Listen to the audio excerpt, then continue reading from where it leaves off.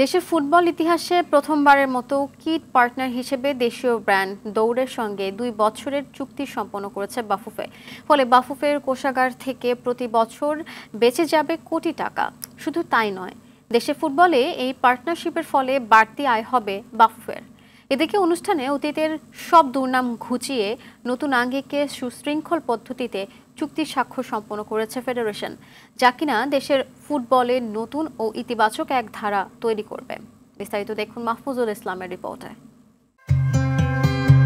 এখানে ছবি যেন কথা বলে দিচ্ছে, উত্তর দিচ্ছে সব প্রশ্নের। একটি হলো সালাউদ্দিন যুগে কোনো এক সংবাদ সম্মেলনের চিত্র, অন্যটি তাবিথ আওয়ালের নেতৃত্বের ফেডারেশনের হওয়া প্রথম কোনো চুক্তি স্বাক্ষর অনুষ্ঠানের মঞ্চ, যেখানে নেই কোনো হজবরল, ছিল শৃঙ্খলতা ও প্রাসঙ্গিকতা, যার স্বাক্ষর রেখেছে মঞ্চের এই 3টি চেয়ার।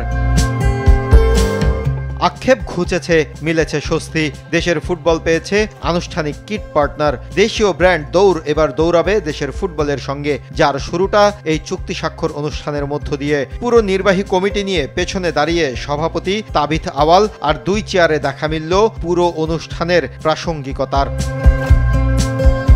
2 বছরের এই চুক্তির মাধ্যমে বাফুফের কোষাগার থেকে বেঁচে যাবে 2 কোটি টাকার বেশি। শুধু তাই নয়, জার্সি বিক্রি বাবদ পার্টনার প্রতিষ্ঠানের সব ব্যবসায়িক বেনিফিট থেকেও বড় অঙ্কের মুনাফা পাবে বাফুফে। বিএফএফ এই কিটের দৌড় যে কিটটা দিবে সম্পূর্ণ তারা তাদের খরচে আমাদেরকে দিবে, আমাদের বিএফএফ কোনো খরচ হবে না। So we will not spend any money, we will not by anything. Total kit যেটা লাগবে এই 2 বছর রিকোয়ারমেন্ট অলরেডি তাদের সাথে আমরা শেয়ার করেছি, তারা সেটা দেখিয়ে তারা এগ্রি করেছে যে তারা পুরাটাই আমাদেরকে বিনামূল্যে দেবে। ইভেন্চুয়ালি এটা কিন্তু আমরা মার্চেন্ডাইজিং এ টার্ন করবো। So it will not only with the jersey, এটার একটা সেট যেটা কমার্শিয়ালি আমরা মার্কেটে ছাড়বো। সেখানে তার অফকোর্স সেটার রাইটস তো তারা নিচ্ছে, বাট সেটা রেভিনিউ সে আমাদের সাথে শেয়ার করবে।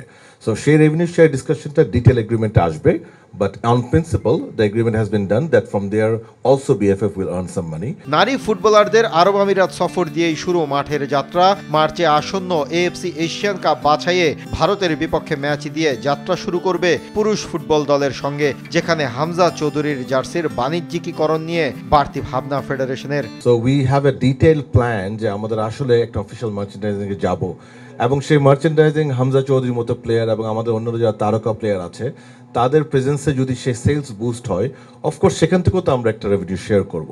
So I think it's football federation is extremely winning situation, I must say, because on one hand আমরা আর্থিক সাশ্রয় করছি, and on the other hand আমরা কিছু এডিশনাল টাকাও পাবো। 1 বছর পরে টোটালটা রিভিউ করব।